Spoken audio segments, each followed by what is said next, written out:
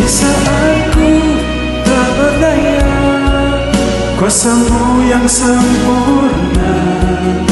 Ketika ku percaya, mukjizat itu nyata. Bukan karena kekuatan, namun Roh-Mu ya Tuhan.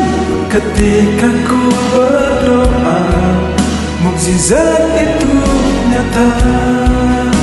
Ketika ku percaya, ketika ku berdoa, ketika ku percaya, mukjizat itu nyata.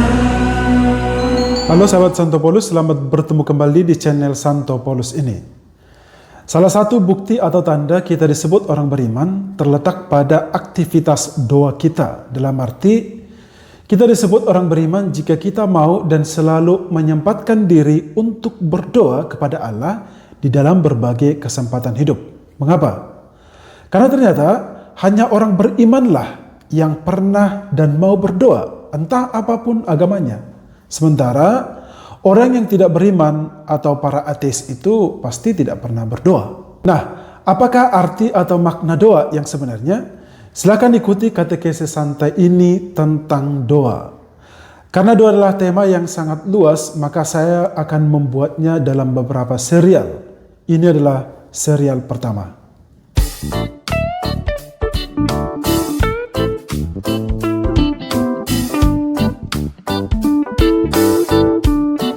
Di serial pertama, katekese tentang doa ini, kita mau membahas arti doa secara umum menurut Gereja Katolik. Menurut Katekismus Gereja Katolik artikel 2559, doa adalah pengangkatan jiwa kepada Allah atau suatu permohonan kepada Allah untuk memperoleh hal-hal yang baik. Dalam doa ini bisa dikatakan bahwa manusia di depan Allah itu seperti seorang pengemis anugerah dan rahmatnya. Nah, agar manusia bisa mendapatkan rahmat atau anugerah itu, maka manusia harus bersikap rendah hati, karena kerendahan hati itu adalah dasar dari doa. Lalu bagaimanakah pengertian doa secara umum? Di sini saya akan memberikan beberapa poin. Yang pertama, doa adalah persekutuan kita dengan Allah. Yang kedua, doa adalah sarana bagi kita untuk berjumpa dengan Allah di dalam keheningan. Yang ketiga, doa adalah cara mengaktualisasikan iman, pengharapan, dan kasih kita kepada Allah. Yang berikut, doa adalah dialog atau perbincangan kita secara personal dengan Allah. Dan yang kelima, doa adalah cara untuk berkomunikasi secara intim dengan Allah. Nah, Anda pasti sudah mempunyai pemahaman tersendiri tentang makna atau arti doa. Saya yakin dengan itu. Kalau Anda berkenan membaginya, silahkan nanti Anda tulis di kolom komentar ini.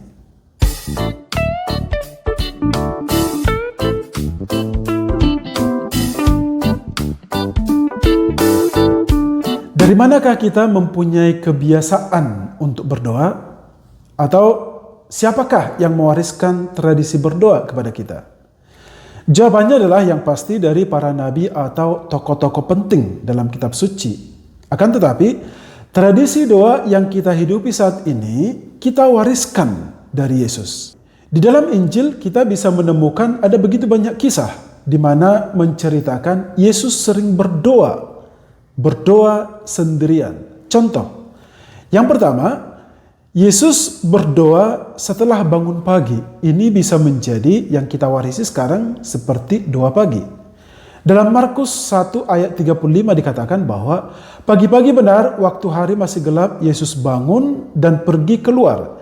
Ia pergi ke tempat yang sunyi untuk berdoa di sana. Yang kedua, saat malam tiba, Yesus berdoa. Ini menjadi doa malam yang kita wariskan hingga saat ini. Dalam Markus 6 ayat 46 dikatakan, setelah Yesus berpisah dari para murid, ia pergi ke bukit untuk berdoa di sana. Yang ketiga, sebelum Yesus memilih para muridnya, dia berdoa. Ini menjadi doa discernment yang bisa kita wariskan saat ini. Jadi kita perlu berdoa atau kita selalu berdoa sebelum memutuskan sesuatu. Dalam Lukas 6 ayat 12 dikatakan, pada waktu itu pergilah Yesus ke bukit untuk berdoa dan semalam-malaman ia berdoa kepada Allah. Jadi setelah Yesus berdoa itu, barulah dia memutuskan untuk memilih 12 rasulnya. Yang keempat, saat akan menderita, Yesus berdoa di Taman Getsemani. Jadi ini saya sebut sebagai doa galau. Dalam Lukas 22 ayat 41 sampai 42 tercatat jelas di sana bahwa kemudian Yesus menjauhkan diri dari para muridnya kira-kira sepelempar batu jaraknya, lalu dikatakan ia berlutut dan berdoa katanya, "Ya Bapa, jikalau engkau mau, ambillah cawan ini daripadaku, tetapi bukanlah kehendakku yang terjadi, melainkan kehendakmu lah yang terjadi." Contoh yang kelima adalah saat Yesus bergantung di salib, saat Yesus menderita, dia juga berdoa. Ini adalah sekaligus doa penyerahan kepada Allah. Dalam Lukas 23 ayat 46 dikatakan, Yesus berseru dengan suara nyaring, "Ya Bapakku, ke dalam tanganmu kuserahkan nyawaku." Dan sesudah berkata demikian dikatakan, ia menyerahkan nyawanya.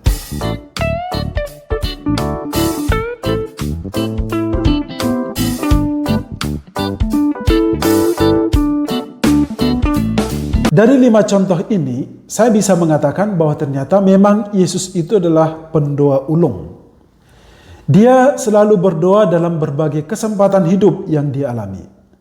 Saat dia bersyukur, dia berdoa. Saat dia galau, dia berdoa. Saat dia menderita, dia berdoa. Isi doanya juga bukan hal-hal yang muluk. Isi doanya bukan agar kehendaknya yang terjadi, tetapi kehendak Allah lah yang terjadi kepada dirinya. Doa yang Yesus panjatkan itu bukan hanya untuk kepentingan dirinya sendiri, tetapi demi kepentingan orang banyak, terutama demi kepentingan para muridnya dan juga para pengikutnya. Ini contoh ini sangat gamblang atau begitu jelas dijelaskan dalam Yohanes 17 ayat 1 sampai 26. Itu adalah tema atau ayat yang sangat luas di mana Yesus berdoa bagi para muridnya.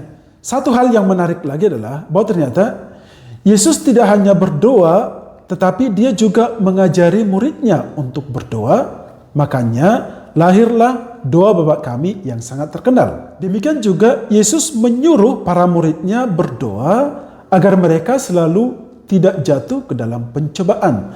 Makanya dalam Lukas 22 ayat 40 dikatakan, setelah tiba di Taman Getsemani, Yesus berkata kepada murid-muridnya, "Berdoalah supaya kamu tidak jatuh ke dalam pencobaan." Lalu doa yang paling bagus itu kira-kira doa apa saja sih? Inilah pertanyaan yang seringkali saya dapatkan dari umat. Banyak orang bertanya kepada saya tentang doa yang paling bagus itu doa mana sih? Nah, untuk itu kita akan membahas itu di episode selanjutnya. Ketika ku berdoa, mukjizat itu nyata.